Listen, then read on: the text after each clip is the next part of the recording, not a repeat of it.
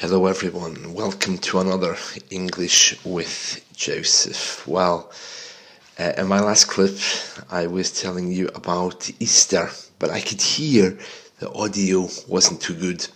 So I'm just going to continue, and I also want to talk about your English, baby, to see how you're doing, because we want to talk about some words associated with this time of year. First of all, I hope that all of you are doing well under the lockdown. It's looking good. Things are slowly getting better. So I think within 2 weeks to a year? No, 2 weeks to a month, things should be back to normal. It's been kind of difficult here for a number of reasons, mainly because British people are not accustomed to not working. We are a nation of workers, so it's a bit difficult sometimes just to stay at home and do nothing, especially if you're not with your family. For me, I've been at home teaching, and it seems that many of you have kind of lost your way a little bit. Different countries, people respond in different ways. Some people respond very well, and some people don't. Well, my thoughts are all with you at this time of year. My last video, just to quickly recap on Easter, we had Good Friday, which is today. We also had Maundy Thursday, which was yesterday.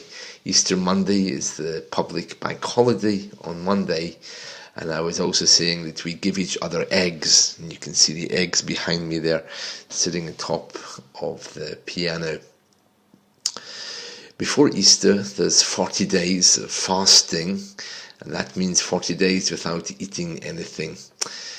What you don't eat is up to you. You can choose your way of fasting, but many people choose not to eat meat. Some people choose not to watch TV, and some people even choose not to use social media.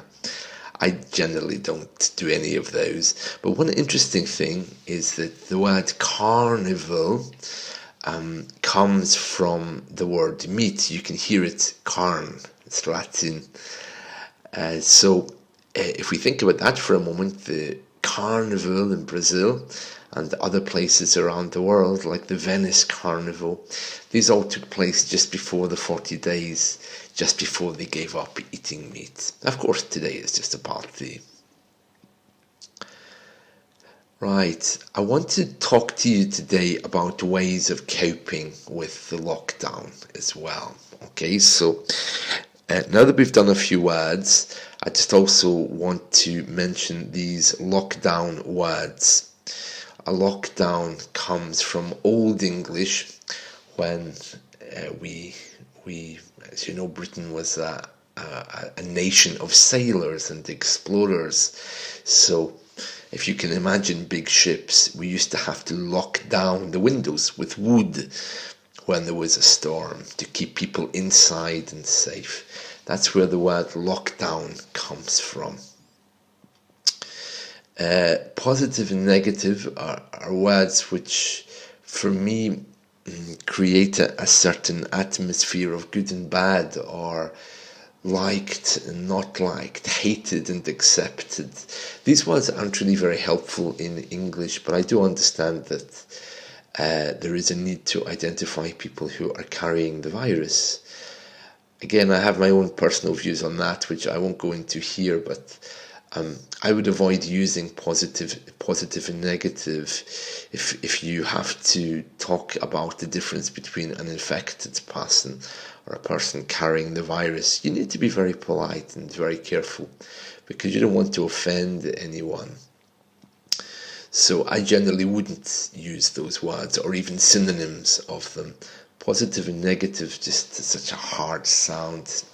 Asymptomatic as well is another word which I'm very uncomfortable with, because asymptomatic means normal. It doesn't mean you don't have symptoms. It means you're normal and you're healthy.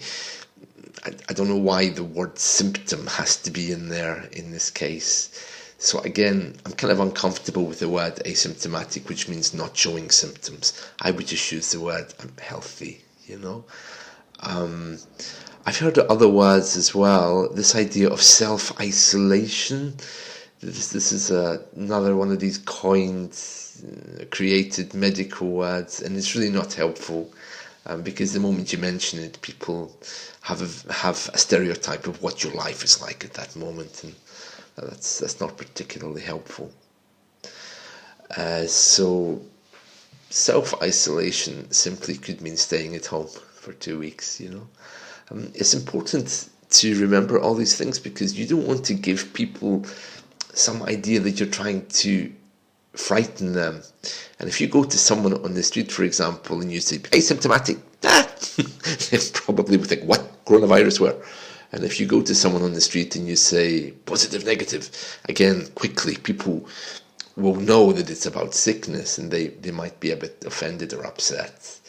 So these words aren't helpful, And if you mention self-isolation and you cough at the same time, well, you might as well just go to the police, because you could get arrested.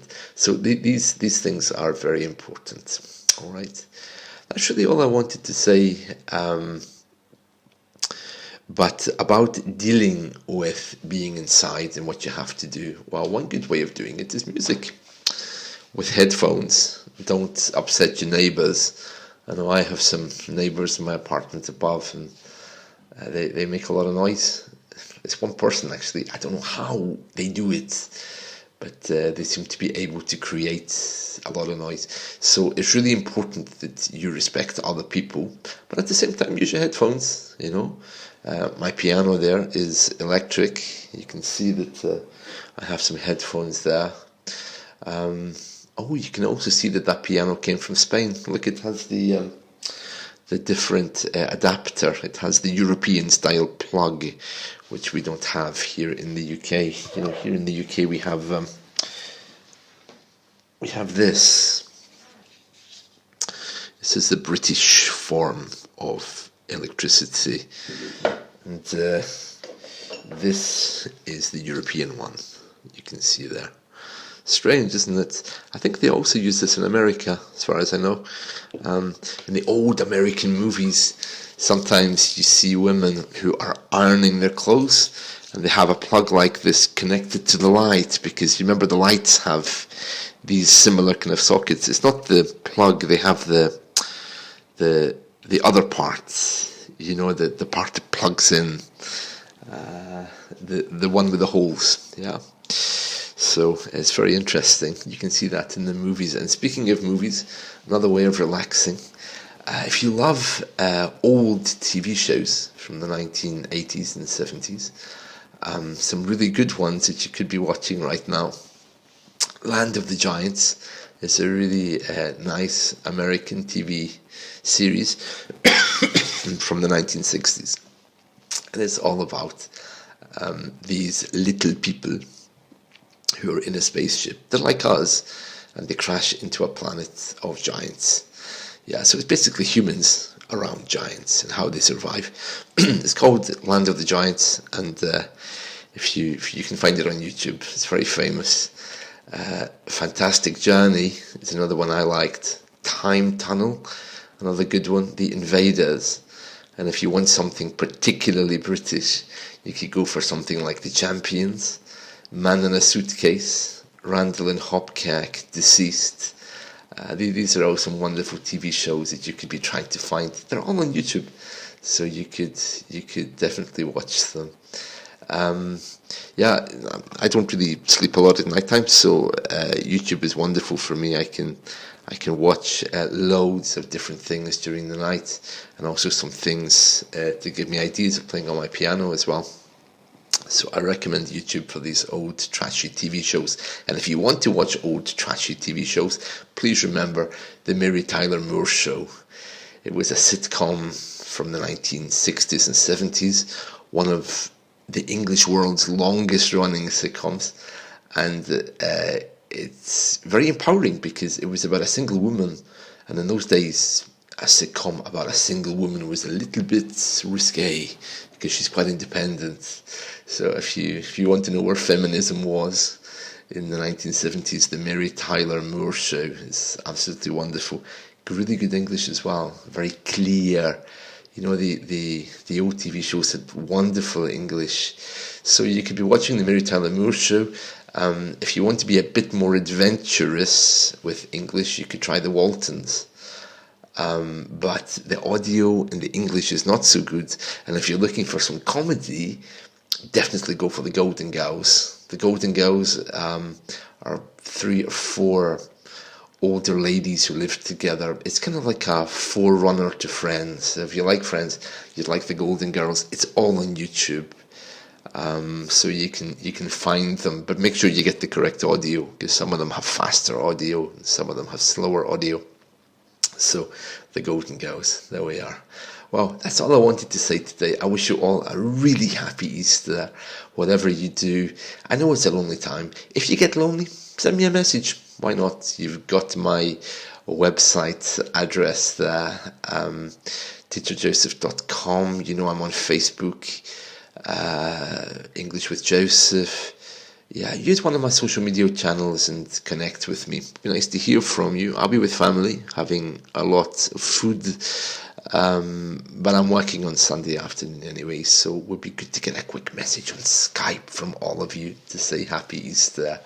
And right, so for now, see you. Bye-bye.